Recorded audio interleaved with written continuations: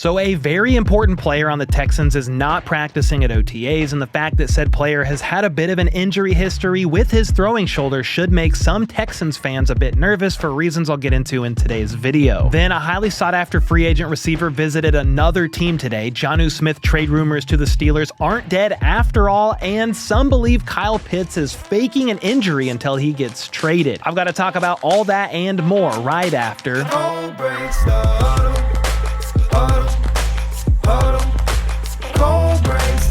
Alright, first up, former Bills and Jags wide receiver Gabe Davis is set to visit with the Steelers on Thursday. He's been traveling all over lately, visiting with the Giants and 49ers as well over the past couple of weeks. So he's either taking his sweet time to make a decision or seeing which one of these teams will give him the most money. The issue that could be going on here is Jacksonville owes $11.5 million guaranteed this year to Gabe Davis after releasing him only 1 year into his 3-year deal.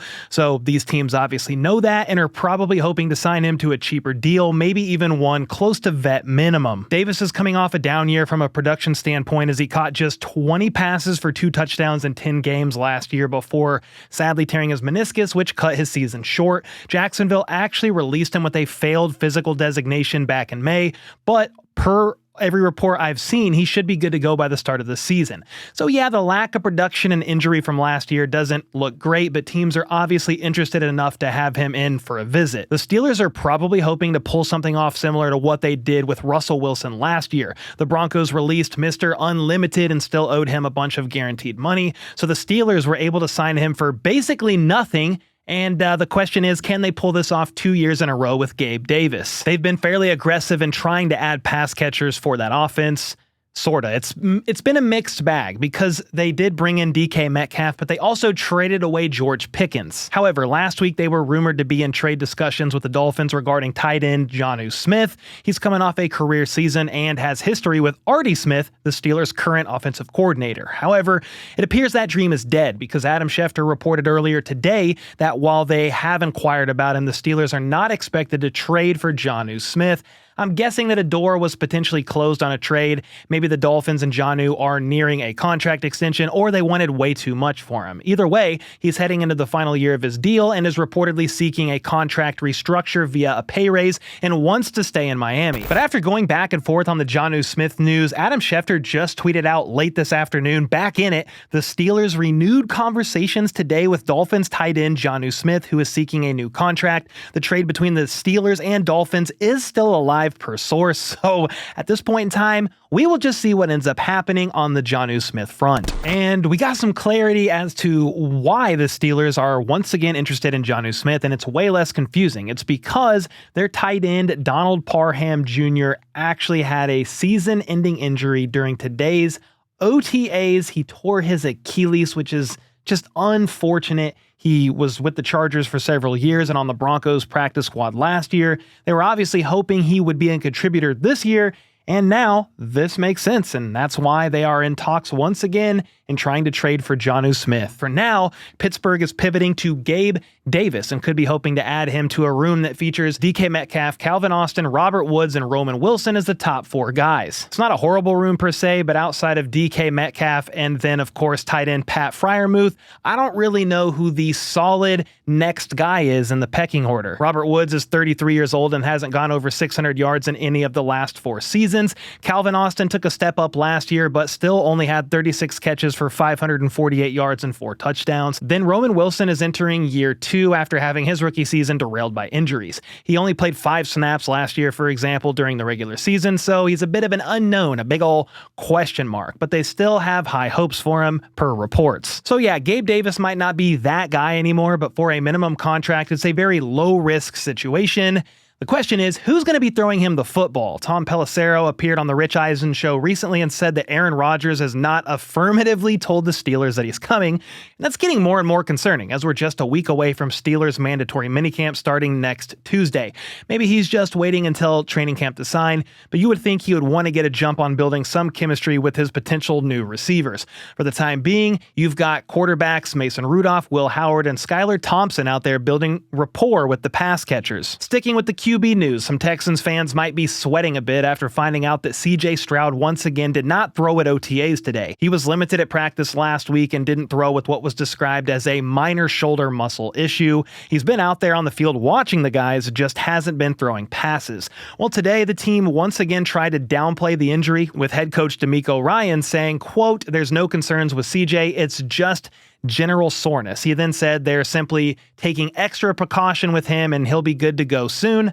Well, hopefully that is the truth and we don't see this develop into anything more serious, but I never love seeing a quarterback have to quit throwing at practice because of shoulder soreness in his throwing shoulder, especially a guy like CJ Stroud that has had some shoulder issues in the past. He had an AC joint separation on that same shoulder back in 2021 at Ohio State.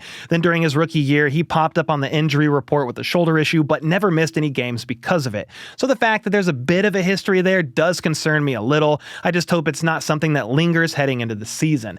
Either way, he's never had to miss playing time because of a shoulder issue, and it's still pretty early into the offseason, so we shall see if the concern level for Houston's fan base needs to go up over the coming weeks.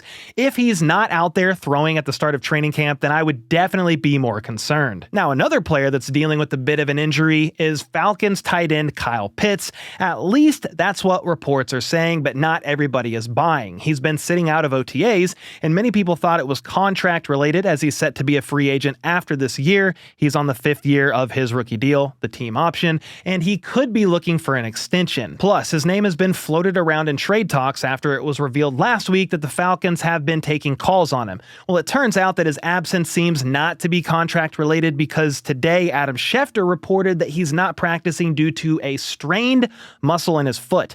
Raheem Morris said that while he hasn't been out there on the field, he's been in the building and in every meeting. And just like the Texans with CJ Stroud, Morris said the team is being extremely cautious with them at this point in the offseason because of how early it is. Some fans aren't buying that though and think Kyle Pitts is fine and his foot will magically heal up after he gets traded, similar to last year when Davante Adams' hamstring all of a sudden was just fine after the Raiders traded him to the Jets. If you remember, he missed several games in a row with the Raiders, got traded, then played in 11 straight games with the New York Jets, so you never know when it comes to injuries and players that are potentially on the trade block. To be fair, Pitts does have a bit of an injury history, so this report could also be 100% accurate. The Falcons, after all, are trying to do all they can to have a great season with Michael Penix at the helm, so trading away Pitts before the start of the season might help with draft capital for next year, but it doesn't really do them any favors for this upcoming season. After all, Pitts has still had back-to-back seasons of roughly 50 catches for 600 yards. That definitely is nothing to laugh at, especially with the subpar quarterback play Pitts has had to deal with. You had Desmond Ridder and Taylor Heineke in 2023, and the ghost of Kirk Cousins in 2024 before Michael Penix took over. Next up, I want to talk about Deion Sanders publicly responding to all the negative pre-draft stories out there about his son Sheduer. Leading up to and even after the draft, a lot of stories were coming out about how Sheduer tanked some of his pre-draft interviews with teams that he didn't want to go to. Josina Anderson revealed that one quarterback's coach referred to him as arrogant and brash. Then an assistant coach from one NFL team said that his time with Sheduer was, quote, "the worst formal interview I've ever been in my life." Brady Quinn called the interview process for him a nightmare, saying he was unprepared, and he even wore headphones into a meeting at one point, answering a FaceTime call. I don't know the truth of any of these claims, to be fair, and Shedeur Sanders' dad, Deion, certainly isn't buying any of it. He recently appeared on Asante Samuel's podcast, and when talking about all those rumors, he said, "You're going to tell me he was unprepared? You're going to tell me he had headphones on? Anybody who knows my son understands he's a professional. He's going into a meeting with headphones on? Come on now." He added that him falling all the way to the 5th round is just motivation for him, and he's been in contact with Tom Brady, who's been a mentor for him, and that's actually the reason why Sheduer went on to wear number 12 to start his NFL career in honor of Brady. As for how Shedeur's career is starting, he's currently in the middle of a 4-way QB competition with Joe Flacco, Kenny Pickett, and Dylan Gabriel. Sanders' odds of earning the starting job right now is pretty slim. He started out OTAs as the 4th team quarterback and was the only one to not participate in 11-on-11 drills last week during the media look. However, head coach Kevin Stefanski went on to say that Sheduer did get some 11-on-11 work in, but it was during 2 closed sessions, so the media just didn't get to see it. Supposedly, he will be doing more 11-on-11 drills this week during the media look for what it's worth, and ultimately that QB competition has has only just begun. For example, when asked if there was a leader in the clubhouse for the starting job, Stefanski said it was way too early for that and that they'll have a better idea after mandatory minicamp. I don't think they'll have an official week 1 starter or anything like that, but they should have a loose depth chart in place for training camp at the very least, and then they'll go from there. As of right now, it looks like Sheduer is QB4 at the moment, but I will say I've seen a handful of clips coming out of those practices where he's making some pretty nice throws. He certainly has an uphill battle to try and compete for the starting job or even get that primary backup spot, but let's see how things begin to look in the coming weeks and more importantly during training camp come late July. Make sure to let me know your thoughts on the Browns QB battle and who you think ultimately wins the starting job. For me, at this point in time, it's going to be Joe Flacco. That's not a nickname. I just made that up. But I think they're going to roll with the vet heading into week 1. However, his job is far from safe as the season moves on. Anyway, let me know your thoughts on all that in the comments down below. And with that, I'll see y'all next time.